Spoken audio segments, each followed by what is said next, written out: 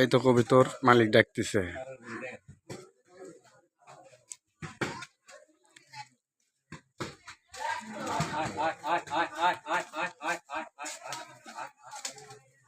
মালিকের কাছে চলে আসলো কবিতর।